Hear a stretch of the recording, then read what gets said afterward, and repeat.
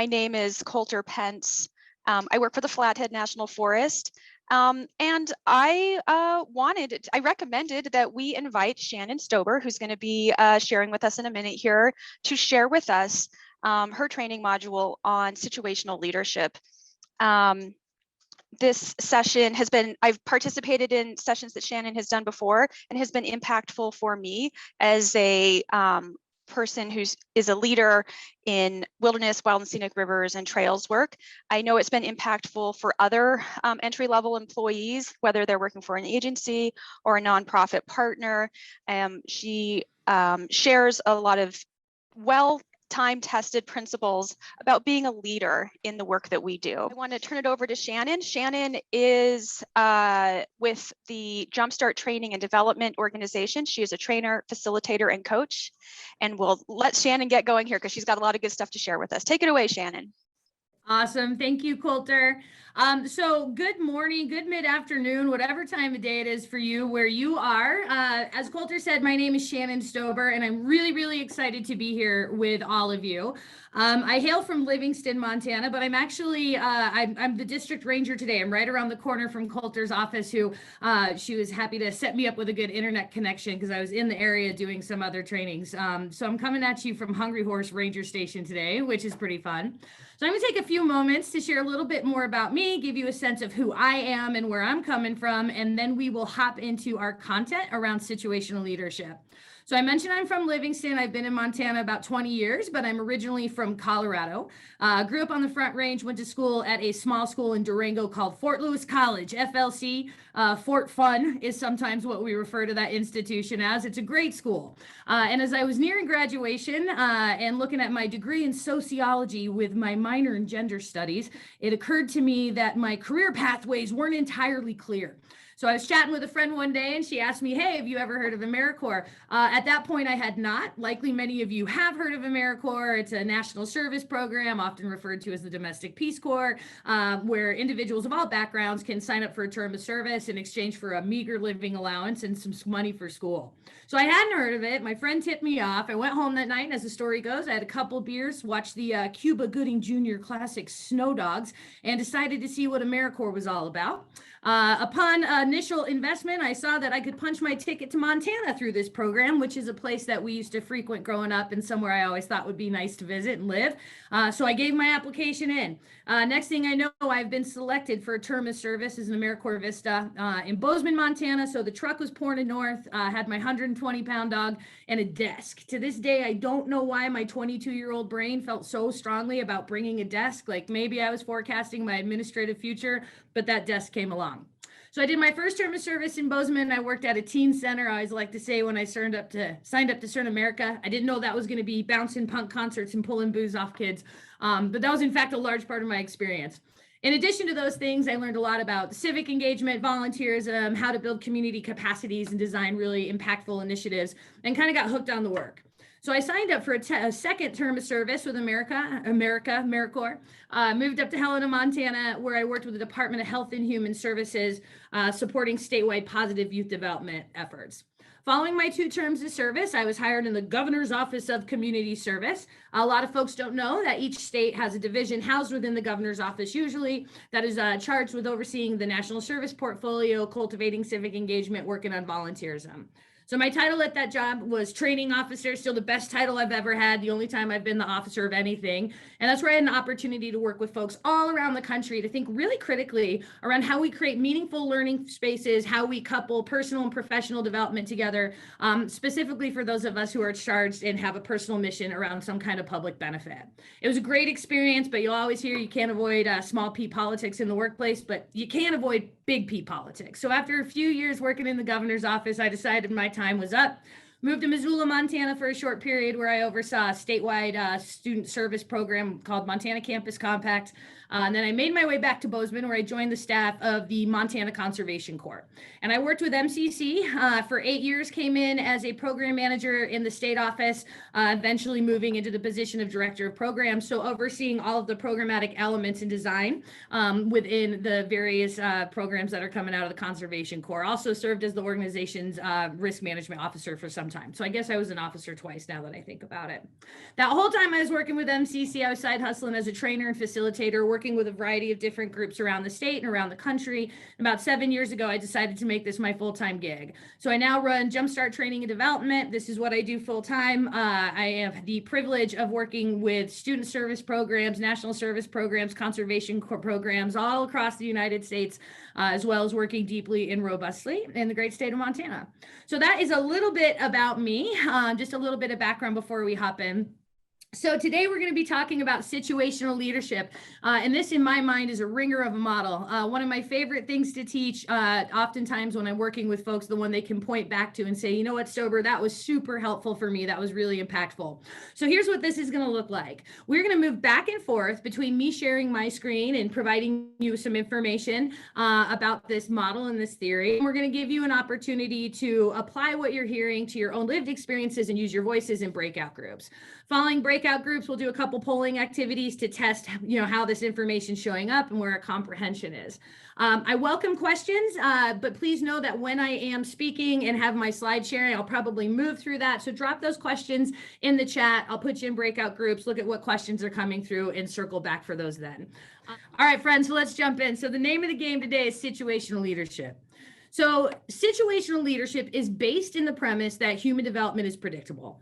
Now, this is something that we easily accept and can readily observe when we think about that from biological lens, right? I understand like you're an infant, you're childhood, early childhood, adolescent, sort of what is predictable as we move towards our maturity and our senior years. But we don't take that same assumption and overlay that in the predictability that we can see and observe when we enter new experiences, when we're beginning to work with new teams, etc. So this entire theory is based on that premise. Now, if we were in person and there were fewer than 100 of us, this would be the part where I was appealing to your kinesthetic desires by inviting you to engage in a little experimental activity. Many of you have maybe seen it. This one's called helium sticks. Now, for those of you who haven't experienced helium sticks, let me just give you a rundown of how this goes. So we put you in small groups, we divide you in half. We'd have you stand facing each other, and I would ask you to put your index finger out, knuckle side up. Once everybody's hands were up, I would then place the helium sticks, sometimes referred to as a tent pole, right across the tops of your fingers. I would then tell you that your objective is to lower that stick all the way to the ground without your fingers ever losing contact. What happened next is super predictable. So we know that the first couple of rounds, that helium stick is going to go in the air, right? Why? Because people are so focused on maintaining contact with it that they're not focusing on trying to bring it down. When that happens, everybody kind of laughs, everybody giggles like, oh, why is it going in the air? What's happening, right? And people will literally ask me like, Shannon, is there really helium in this stick? It's like, no, I'm not carrying helium around in my car, right?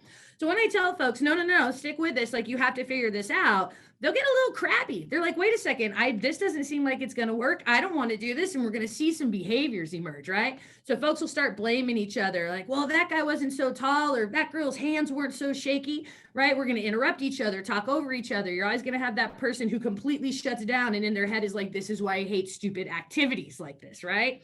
So they're going to get a little bit fussy, but as the facilitator and the guide, I'm going to say, stick with this. Truly, I need you to figure it out. And only at that point will that group begin to calm down. Will they start to listen to each other? They'll start to meld ideas. They'll practice. They'll do some trial and error. And once they've gone through that process, they're able to finally bring that tent pole to the ground. Now, why is it that I like to use this particular activity to open my session around situational leadership and introduce the premise of human development being predictable?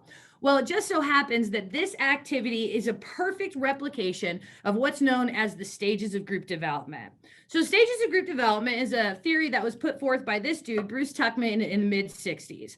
Tuckman was a psychological researcher, and he had a curiosity about groups, right? He was like, what is up with groups? How do people go from being strangers to coming together and creating shared vision, roles and responsibilities, and beginning to operate as one fluid entity towards that goal, right? So he undertook a variety of different research projects. He looked at groups of different sizes, different composition, different content, different duration.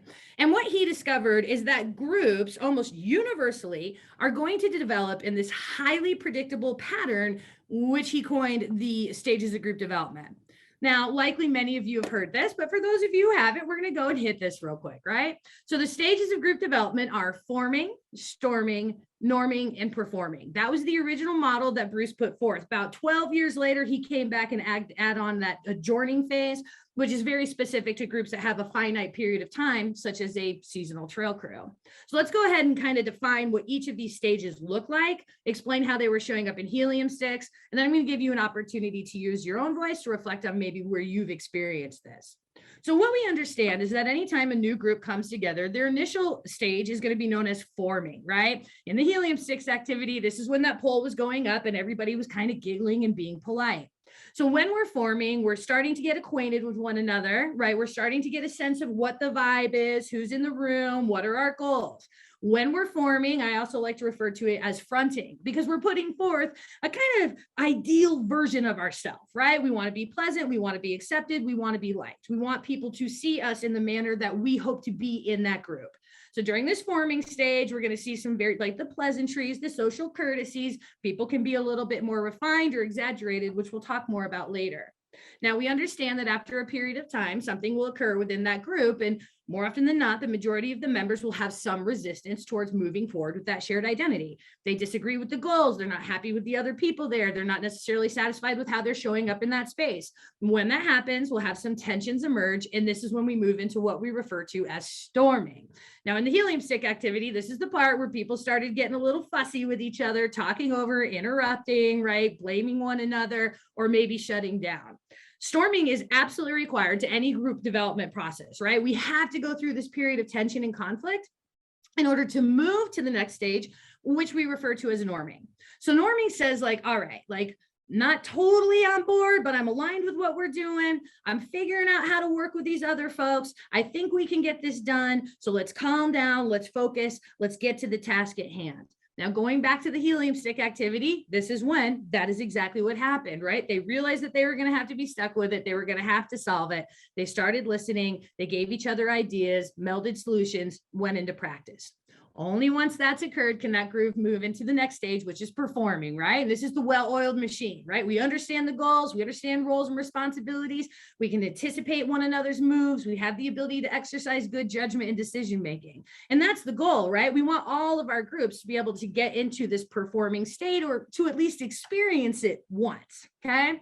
So that was the first model that Bruce first put forward. And then as mentioned, 12 years later, he came back and he added this final stage, which we refer to as adjourning.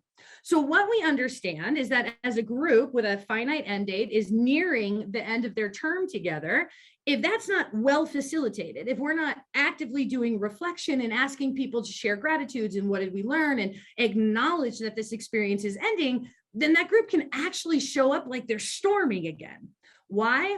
Because as a culture, we're not great at closure. So rather than us self-directing and being like, the passage of time has me feeling grief. I shall never experience this with you again, right? We don't do that. We're like, you know what? I never liked you anyway. I can't wait to get away from you, because it's a whole lot easier to walk away from a situation when you think that's the reason than to acknowledge that something is ending. Okay, so this is Bruce's model. And again, what he discovered is that we can predictably see this regardless of content, size, or duration. And once you start looking for this model, you will see it everywhere. So when I think about my personal experiences, I can see this in the workplace. I can see this in team sports. If I go way back, because I'm a little older now, I can see evidence of this in my educational experiences.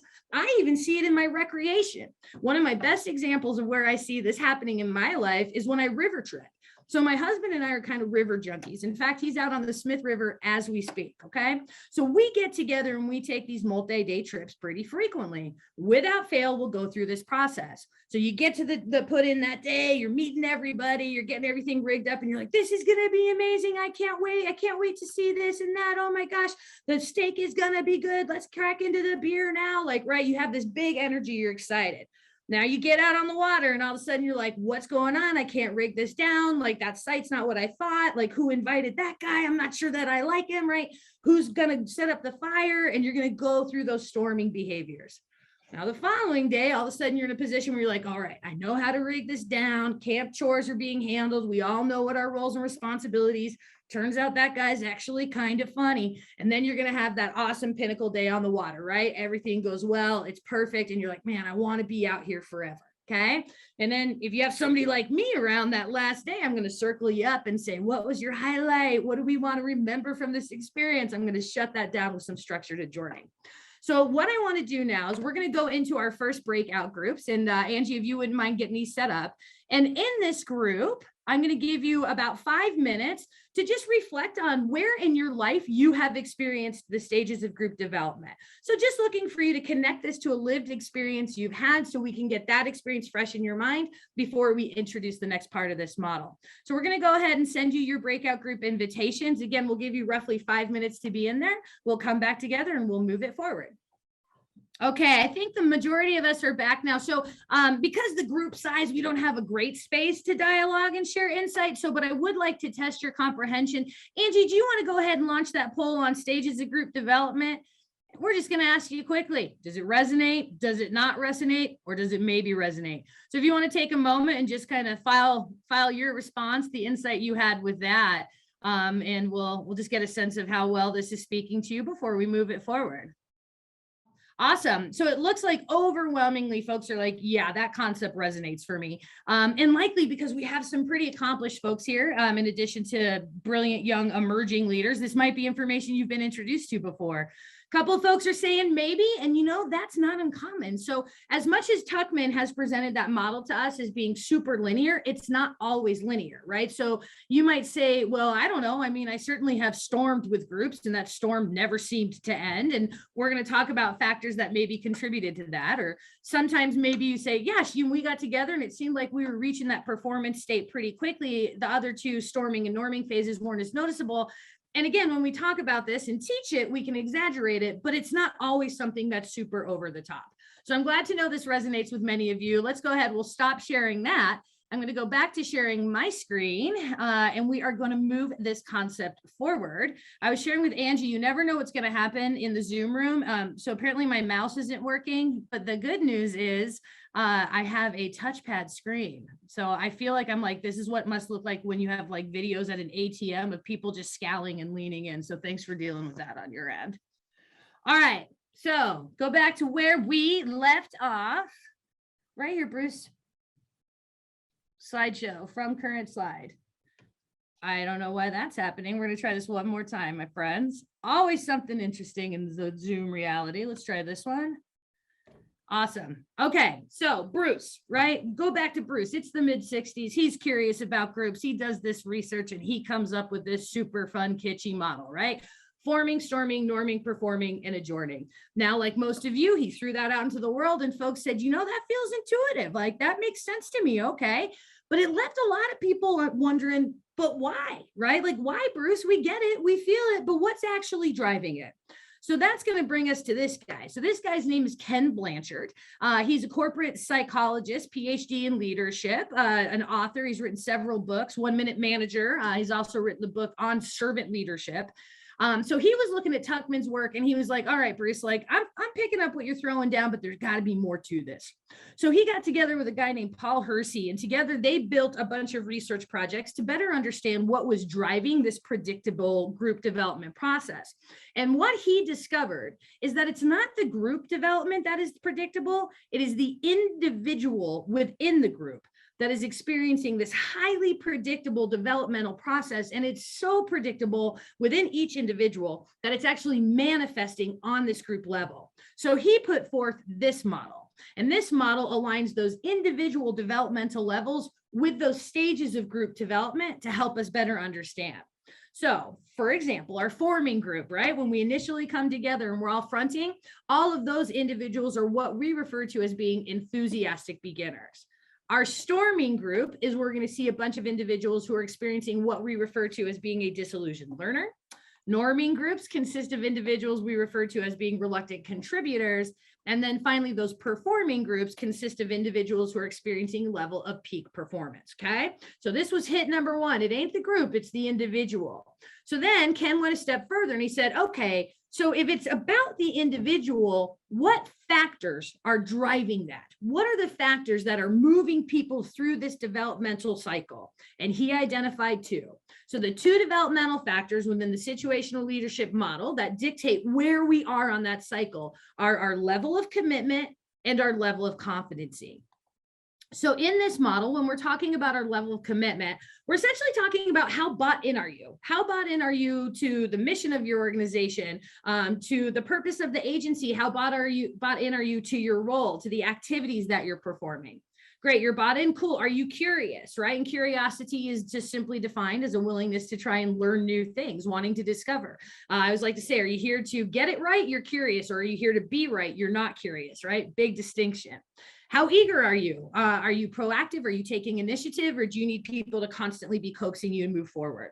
How self-reliant are you? Do you know how to self-resource? Do you understand how to exercise judgment and decision-making in order to work in those gray, ambiguous areas?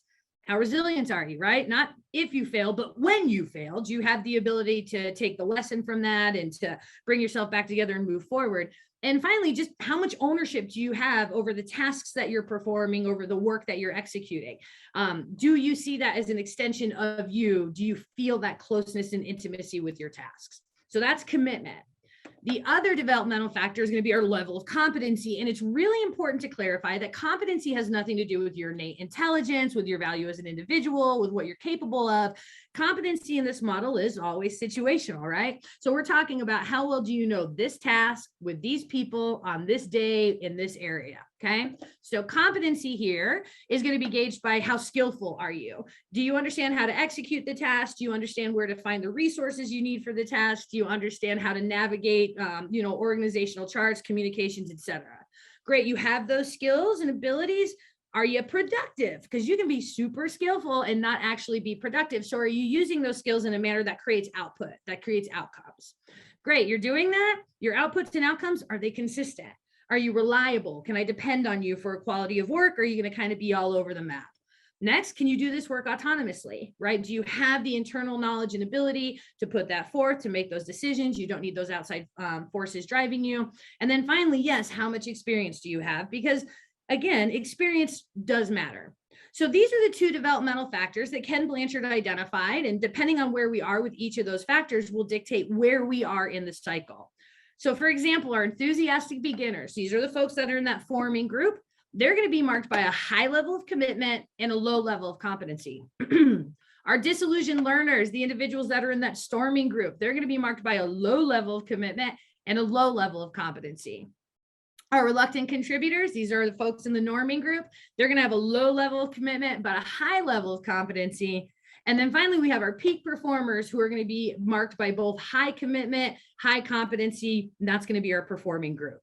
So I'm going to go ahead, I'm going to go through and characterize each of these levels a little bit more. And as I'm doing that, I want to invite you to think about this through two different lenses. Number one, what does this explain about where you are now? Right? What are you experiencing right now in your role and, in your profession? And how might this direct you to better understanding that? And, or what does this tell you about people you're supervising or people you're leading? Okay, so there's a couple of lenses that we can use here. When I think about leadership, I think about it as being external. How am I empowering the people around me? But I also think about it as being internal, which is, am I leading myself well? Because if I can't lead myself, why would anybody follow me? So please feel free to apply this to yourself too, because that can be meaningful for us. All right, so let's hop in. So the first level that we'll experience anytime we're moving into a new role, new leadership position, new team is what we refer to as being enthusiastic beginner. An enthusiastic beginner is going to be marked by a high level of commitment and a low level of competency. So why is it that our commitment is so high when we first start something new? Well, because the only thing that we have to go off of at this point are our expectations of what this experience is going to be. The story we're telling ourselves, the story we're telling other people, right? I'm going to join this organization. I'm taking on this activity. Listen, I'm going to be in the backcountry. I'm probably going to be the best member they've ever seen, likely going to meet my lifelong partner, probably going to win awards, probably going to ride a grizzly bear, right? You get my idea. You have all of these stories, this enchantment about the role that you are ready to fulfill. But meantime, your competency is so low that you don't even know what you don't know, at this point, right? You're coming in, you're like, well, I have a couple seasons under my belt. I've done this before, but you don't know where the bathroom is at this new workstation. You don't know how their cache is lined out. You're trying to figure out what are the dynamics? Who do I report to, right? Your competency is so low that it's just not even there. You can't even identify what it is that you need to start learning.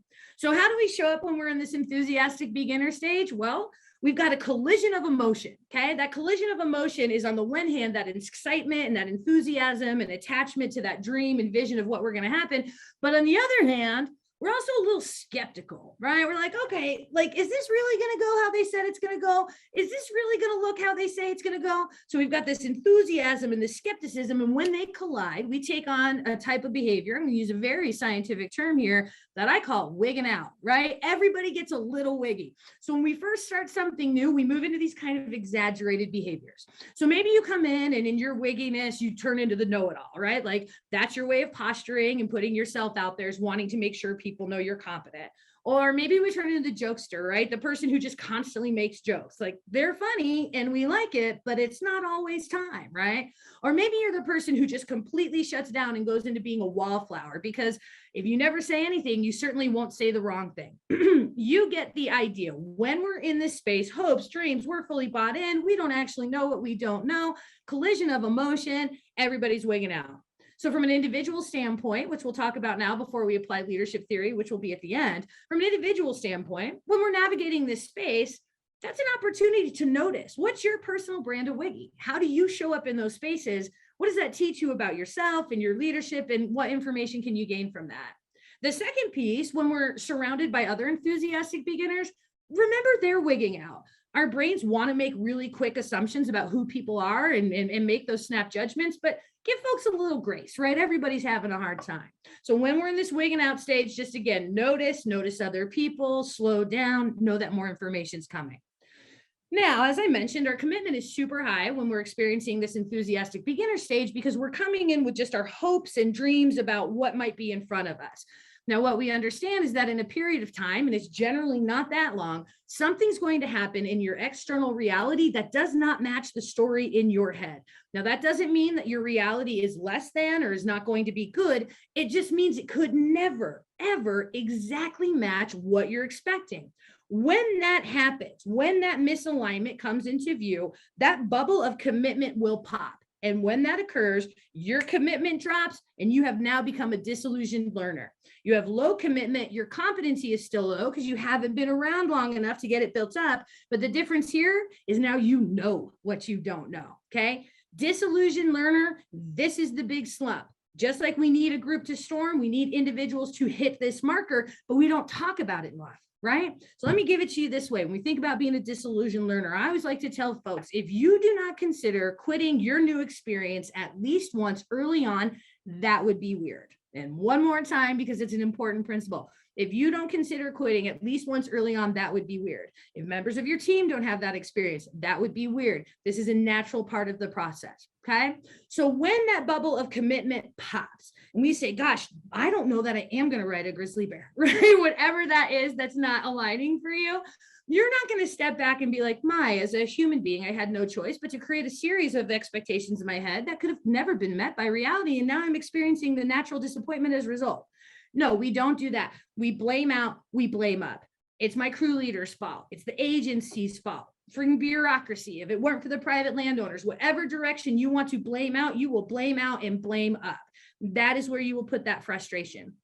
Meanwhile, you will start looking at every opportunity that you passed by in order to be here as the once in a lifetime chance for something that you will never have access to again.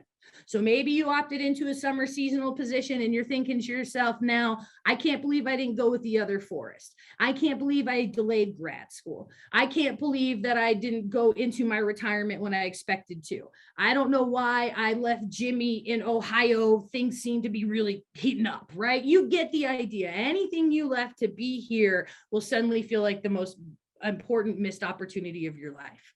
So when we're in this position, we're blaming out, we're feeling a little bit regretful. It's important that we notice and understand why our brains are doing that, because this is where we can get attached to those blaming behaviors. And when we get attached and assume those stories are true, we're going to carry them forward in a way that's problematic. So what do we do when we hit this state? Number one, recognize this is a very emotional place, and emotions really are biological things. So we have to deal with those in a biological manner. This is where we want to make sure, am I drinking water? Am I getting rest? Am I exercising? Am I getting sunlight? Am I connecting with natural elements? Whatever those resilient factors for you, chase those, number one. Number two, don't take the bait, right? You're going to want to quit. You're going to consider quitting. Don't take the bait. When we take the bait there, we just go to another experience. We have to do it all over again, right? Another new beginning, another boom, facing the disillusioned learner phase. Don't take the bait. See that through. Remind yourself of times that you've done that before. So treat yourself like a plant. Don't take the bait. And then finally, eat the elephant one bite at a time. When we're in this state, we're questioning our commitment, our competency is low, we're feeling frustrated. This is not the time to be thinking 3 months down the road. Ask yourself, what do I need to do today to feel successful today? What do I need to do today to set myself up for success tomorrow? Take those small steps. That's how we navigate this space. There's a good chance many of you out there are going like, okay, this resonates for me. And if that's the case, then this next piece should resonate too. So we're in this period of disillusioned learning. Maybe we're in a group that's storming, and all of a sudden one day we wake up and for reasons previously unknown, we go, you know what? Whatever, I can do it. This is fine. It's no big deal, right? Well, the reason that we move into that place of essentially what feels like resigning ourselves, right, is because our competency has come up. We stuck around long enough. We figured things out and our competency is coming up. And as that competency begins to increase, the emotions begin to reside. And that's when we know we're moving into the period known as being a reluctant contributor. This is when that group's going to start norming. So reluctant contributors are marked by a high competency and low commitment, right? They've been around, they know what they know, but their commitment is still low. Why is our commitment still low when we are in this reluctant contributor phase? Oftentimes because we're still attached to that blaming out and blaming up that we were doing when we were a disillusioned learner. So we're still believing if it weren't for that guy, everything would be fine. Or if it weren't for that stupid policy, or if they would just let me take vacation, or if they'd let me drop this tree the way I did at my last place, right? Whatever blaming behavior that we had while we were disillusioned, we're carrying here. So how do we show up in this phase? Well, usually one of two ways, right? So when we hit this reluctant contributor phase, this is often where we can see a total lack of motivation. And we get really cute phrases like, I would have shown leadership if you told me to, right? Or this is when we can start moving into forgiveness instead of permission, taking on too many things, trying to run with stuff, thinking that we're not being properly utilized. Now, in this model, this is the friction point. This is the part where we can make significant changes to how we self-advocate and how we lead others. And I'm going to share that with you here towards the end of the session. But suffice to say, when we move through this productively, that's how we meet into this peak performing state. High commitment, high competency, right? My knowledge is so deep, I'm not even aware of how much I know all the time. I'm bought in. I see myself as a part of this work. I see it as a reflection of me. Now, peak performance, I want to be clear again, is not something to be achieved. It is something to be experienced, right? So we're going to meet that peak performance, and oftentimes we're going to slide back down. We're going to slide back up and down. But the point is, the more we experience it, the more we strive for it. So I'm going to give you an opportunity to think about what this might help explain to you in your current role or in your current leader position. How is this showing up for you? And also, if you had to assign yourself to one of these levels right now, which would it be? So we're going to pause, we're going to use our voices once more, and then we're going to come back and overlay the leadership model on top of this that will help us personally navigate it, as well as build strategies to bring other folks through it. So Angie, if you want to go ahead and send those breakout group requests again, we'll give you about 5 minutes to chew on that question, and then we will move it forward with the final piece. All right, so to recap, Bruce Tuckman, he was curious about groups in the 60s. He did some research, came up with a kitschy model: forming, storming, norming, performing, and adjourning. Everybody said, you know what, that kind of resonates, Bruce. We appreciate the offering, but it left a lot of people hanging, wondering why. Then comes along our buddy Ken Blanchard. He brings in his buddy Paul Hersey, and he does a little bit more research, and he says, it's not the group, it's the individual. And he says, well, what's driving that individual? And he identified those two developmental factors of commitment and competency. So Ken and Paul did one last solid for us, right? So they broke that down to the individual. They identified those two developmental factors, and they said, okay, now that we understand this is about commitment and competency, how might we engage as leaders with the people we are in service to help move them efficiently through this process? And this is where they authored what is commonly referred to as situational leadership. Now, I do this training a lot, and I love to ask people, who's heard of it? And a bunch of hands will go up, and I'm like, cool, what is it? And oftentimes folks will say, leadership that's like situational, right? So I'm going to go ahead and characterize this just a little bit more, and then we'll talk about how we apply it. So situational leadership is authored by Blanchard and Hersey, has 3 central tenets.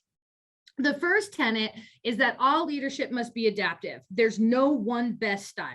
We know that, but we always have to say it must be adaptive. Premise number 2, we adapt through our level of direction and our level of support. And I always like to think about these as levers. So we have direction, we have support. That's how we're adapting our leadership. And then premise number 3, the level of direction and level of support that we apply is dictated by the commitment and competency and the people we're working with. So let's go ahead and characterize what direction and support mean in this model. We're going to quickly define how that shows up in 4 styles, and then we're going to bring it all together in one beautiful grid for you, because that's how I like to think about things. So when we're talking about situational leadership and directive behaviors within this model, we're talking about behaviors that oftentimes we might categorize as micromanaging, okay? So this is going to be where I, as the leader, am like, here's the goal, here are the priorities, here's the exact timeline, here's everybody's roles and responsibilities. Here's the exact steps we're taking to get there. This is where I'm going to be aggressively involved in teaching. I'm going to have a lot of oversight, be giving feedback, making corrections. So this is what we're talking about when we're talking about that directive lever. These are the types of behaviors that includes. Now we have our supportive behaviors. And despite what this sounds like, this isn't like, do you need a hug or do you want some ice cream, right? Like supportive behaviors in this model are actually about, am I giving you the knowledge that you need to build out broader judgment skills, broader decision-making skills? Am I providing you with the context of your work so that you can advance further? So the supportive behaviors in this model are going to be things like providing a rationale. So not just here's what we do, but here's why, here's how the decision was made. This is when we're going to move into more two-way conversations, asking people like, what are you seeing? What's your input? What ideas do you have? This is where we're going to be more transparent. Like, here's a little bit you should understand about the history of the district or our interactions with the community so that you understand why we've arrived here. This is also where we might share more personal information about ourselves. When we're supporting, we facilitate self-reliance. So we encourage folks like, you know enough, you can do this safely. I know you can take a shot. It's okay if you miss part of it. We'll work it through. And yes, supportive behaviors does also include acknowledging, encouraging, okay? So directive behaviors, supportive behaviors, we have to adapt, and those are the 2 levels that we have to develop with. So if we understand those are the 2 levers, then it helps us also see that this results in 4 leadership styles that are available to us. Excuse me. So those of us who are high direction and low support, we're utilizing a directing approach. Again, directors, they're giving detailed oversight, right? Providing here's how we're doing it. Here's what it's going to look like. Here's the plan. They're working side by side. They're monitoring, they're evaluating, they're giving feedback. Okay. So our directors are on top of that. Our directors also appear to oftentimes keep a little bit of a distance from people. Now, what I mean by that is those of us who use that directing style, we're not always coming into our work with a relational lens. So we're not necessarily chit-chatting. We're not checking in on how things are going in your world. Chop, chop, we're about the work, okay? Now, those of us who are high direction and high support, we're utilizing what's referred to as a coaching style. So those of us who are coaching are going to maintain those highly directive behaviors. Here's the goal, here's the priority, here's the timeline, but we're going to bring in supportive behaviors, and that's going to look like engaging in more of a two-way conversation, providing more of a rationale, checking in with folks, getting their input, not giving them decisions, but getting their input on things. Now, then we have our supporters, high support, low direction. These are the folks who are fully relational. So these are the ones that want to lead by relationship, by rapport building. So these are the folks that are like, what do you think? What do you need? What can I help you with, right? Go ahead, take a shot. I'm here to support you. So they don't provide direction. They just come into that leadership role through relationship. And then we finally have our delegators, low direction and low support. These are the folks that are like, listen, we're all equal, right? Your view of the problem is as legitimate as mine. We're going to jointly define that. We're going to jointly identify solutions. We'll come up with a goal together, and then how you get there is up to you. I trust you. You tell me if it worked out. You tell me if that was successful. And honestly, I don't have a lot of time to connect with you in between. Okay. So those are the 4 styles that are available. So I do want to do one last poll, Angela, if we can. We have a poll asking folks to identify which of these styles they like to use most often. And I'm not going to drop my screen because there's no need. But before we move into applying this, would love to give people an opportunity to identify which of these styles they use most frequently if we can. There it is. All right. So to the group, which of these do you use most often? Which one of these resonates? And if you're saying, gosh, I've never been in a leadership role, so I couldn't really say, then you might ask yourself, which of these do I prefer? So when somebody's leading or supervising me, which of these do I prefer? Because oftentimes that answer is the same. The one that we use most frequently is also the one that we prefer and enjoy others to use with us. All right, so we've got a very supportive group. 50% of you are here to operate through relationships. You love that high support, that low direction. 2 of you claiming the directive zone. Welcome. We need directors. We don't find them often enough. Happy to see you. Quite a few coaches, and then a couple of people who are identifying with delegating. Wonderful. So as you'll notice, there seems to be a bulge in the middle, and that's kind of industry specific, honestly. So if I do this training with folks that say are working in engineering, we're going to see more directing and delegating. But many of you likely come into your work from a relational lens and are joiners and community members. And so we're exercising that relational side. So the good news is no matter what style that you prefer, you're right about a quarter of the time. The bad news is that means we're probably missing the mark 75% of the time. So this is going to bring us to the punchline of this whole model. This whole session was to get us to the point where this next piece resonates for us. If my computer will decide to work. There it is. All right, folks. So this is what it all comes down to. Commitment is cultivated through supportive behaviors. Competency is cultivated through directive behaviors. Now I'm going to show you a model that ties all of this together so we can see the relationships, and going back to that point where that reluctant contributor is sort of the friction point of the model, and explain that to you. But at the end of the day, the information on this slide is really all you need to know. Commitment is going to be built through support. Competency is going to be built through direction. Now, if we're in a position to think about this from more of a linear fashion and apply it in full, this is the tool that we would use, okay? So this ties all of these concepts together. We'll run through it, give you one more chance to use your voice to identify key insights, and then we'll be wrapping up.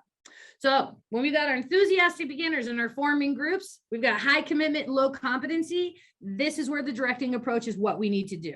High direction, low support, okay?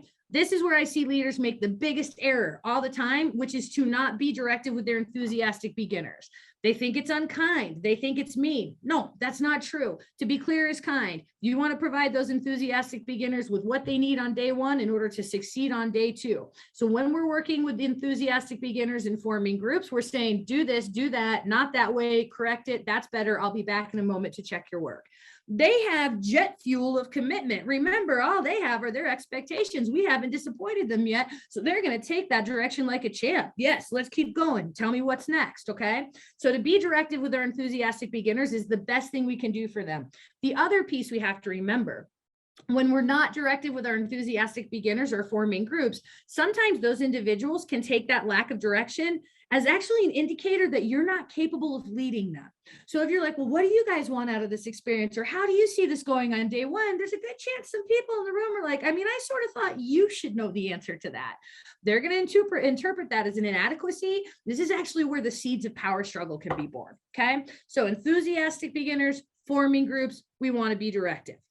Now, as mentioned, after a period of time, something's going to happen within that enthusiastic beginner's experience that doesn't align with their expectation. That commitment bubble is going to drop. They're going to move into being a disillusioned learner. You're going to know it. They're being a little crabby. They're going to be a little salty, right? Motivation's going to change. They might be a little frustrated with you as they move into those blaming behaviors. That is your cue to move into coaching. So you're going to maintain those directive behaviors. Remember, we're still building competency. You still have that responsibility, but you're going to bring in those supportive behaviors. We're going to move this into more of a two-way conversation. So when we're directing, I'm saying, do this, do this. When I'm coaching, I'm saying, do this. Here's why. Let's take a walk. How you doing? How you feeling? Going to move into that relational zone while maintaining that level of direction. Now, going back to what we said earlier, when we're moving away from being a disillusioned learner and towards being a reluctant contributor that group is norming, you'll kind of wake up one day, the emotions will come down because your competency is up, but you still seem to lack motivation or maybe taking on a little more than you should be. As a leader, when you see that happening, when you see the emotions come down, the group's moving to storming, that person is no longer talking about quitting, that is your cue to drop your level of direction and move into the supportive role. That is the friction point. That is when we shift gears to start moving that person forward. Why do we drop the direction here? Because the way we're going to get that individual's commitment back is by helping them connect to the fact that they know what to do. And by helping them put that learning into play by not interfering, still being available, showing them that we trust them. This can feel really counterintuitive, right? Where you're like, whoa, man, this person's really, really unmotivated. And you're telling me my job is to get out of their way. Yeah. Not every case of lack of motivation is related to this model, but if we're viewing it from this model and it's pointing towards that, we have to back out of the way. Probably many of you have had the experience of being directed far past your need for it. And we know that when people maintain direction over us, when our competency is there, that's actually going to hold us down in that state of feeling disillusioned and storming.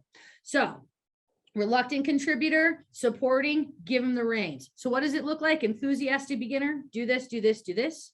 We're working with our disillusioned learners. Do this. Here's why. What are you thinking? How you feeling? Reluctant contributor comes to you and says, what do I do? And you say, you tell me. You know this. What are you going to do? Walk me through it. Tell me how you're going to approach this. That looks good. Don't forget that one little step, but I'm right around the corner if you need me. That's what it looks like to make that shift. When we make that shift and allow people to start putting their knowledge into play, setting up situations where they can fail safely and learn from that, giving them a little bit of rein, that is what will bring their commitment back to the surface. Okay. So navigating that reluctant contributor phase from a leadership perspective is incredibly important. From a personal leadership perspective, this is also where you can self-advocate and say, I think I'm ready for more. How do I earn your trust? I feel like I'm getting too much guidance or too much oversight on this. It's not working for me. How might we change this? So it's not always about your leader anticipating your need. It's also about you self-advocating. Now, going back to what we said, right? 50% of you, it's like, it kind of depends on what I'm working on. Well, that's because commitment and competency are always going to be task relevant.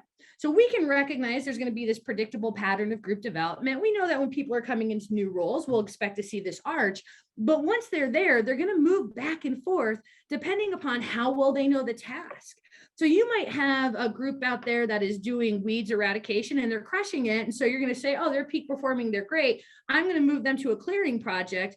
And you're not necessarily paying attention to the fact that you just changed that task. Changing that task is going to change their commitment and competency. That's why they're all over the map.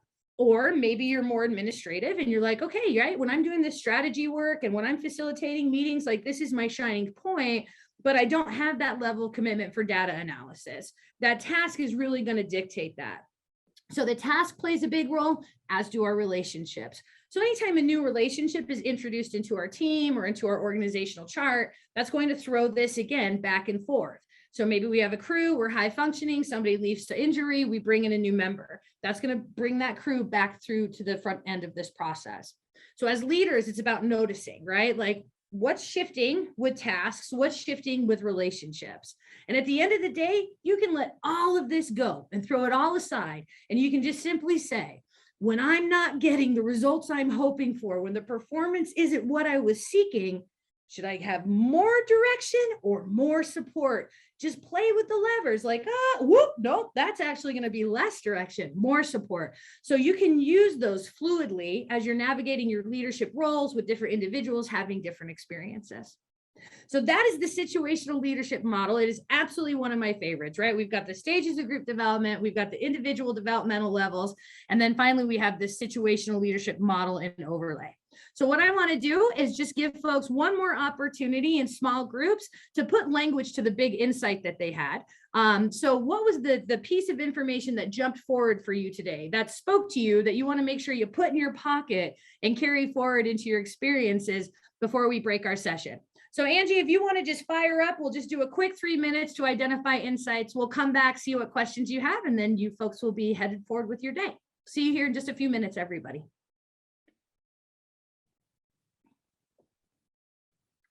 Yeah. All right, friends. If we were in a slightly smaller group setting, I would encourage you to share your key insights and your outcomes, but I know that we've got a little too much volume to do that in a meaningful way.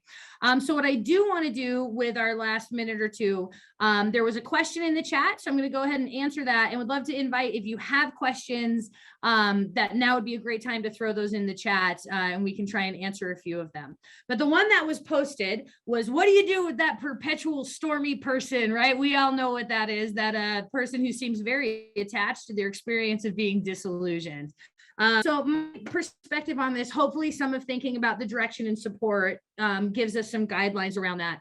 But also, I want to make sure we're aware that the situational leadership model is just one of many. There are so many incredible frameworks and tools and lenses and ways for us to think about our leadership. So situational leadership and commitment as competency is just one way to lens that motivational problem out. So other things that we could look at in that kind of a situation is like, man, is this person running with some limiting beliefs? Is their emotional intelligence low? Are their psychological needs being met in this setting? So do they feel included? Do they feel recognized? Do they feel like they have autonomy? So just offering that there's never a clear-cut answer to that, but it does set us up for a really nice pitch as to why doing this work in perpetuity is important, even if we feel like we've done a lot of it. So again, if folks have any other questions, I would invite you to put those into the chat. If you've got any curiosities, we'll just give it a second to see if folks have anything they'd like to put forth. Always a little unsure. Sometimes those come in quick, or sometimes all of a sudden you think nobody's writing and then like 10 come in. It's just a very awkward part of the Zoom experience, is seeing if questions are coming in. Okay. We'll kind of let that roll out, and I'll hang out here just in case some others come on. But I do want to say thank you for inviting me to join you today. It really was an honor. I've always hoped to be a part of this event. So I hope that this met your needs and you're walking away from our training today with some new skills or ideas or an insight or a reminder. You can find me on the interwebs. My website is trainjumpstart.com if you're curious in reaching out or learning more. I'm also pretty intentional about cultivating social network community. So if you're on Instagram in particular and you'd like to stay connected and continue looking at these ideas, you're welcome to find me there. So I hope you have a wonderful, safe season full of awe and wonder. And hopefully we will see you out there on the cosmic highways and the scenic byways. Thank you so much, everybody. I will let Coulter take it from here. Well, Shannon, don't go yet. So there was a question that came in. If you want to think of an answer here, it was, is there any literature you would recommend for people new to leadership, new to supervision? You bet. Thank you, Coulter, for and seeing that question in there. So I mentioned that Ken Blanchard wrote a book called Servant Leadership. Servant Leadership is actually the book that holds the situational leadership theory. So I think that's a great one. And just a heads up, if you look at the original model of this, it's a reverse bell curve. That might totally jive for you. It's never jive for me. So just know when you look closer for that particular model, it's presented in a very different visual manner. So I'm a huge one. I think that one is well structured and insightful. And then, as cliche as it is, I am a huge fan of our girl Brene Brown and her book Dare to Lead, that brings us back to this personal knowing of ourselves and thinking about our emotional intelligence and vulnerability. Those are two resources I would throw right out of the gate. The third one that I reference a lot is a book called Critical Conversations, really focused on communication, difficult conversations, how we navigate them. Those authors also wrote a book called Critical Accountability. That is a wonderful leadership book that causes us to look at how we are creating systems and structures that prevent people from being accountable and not making it personal. I could go on and on and on and on, but if you have books, share them here too. And if you want to reach out, I'm always happy to tell you.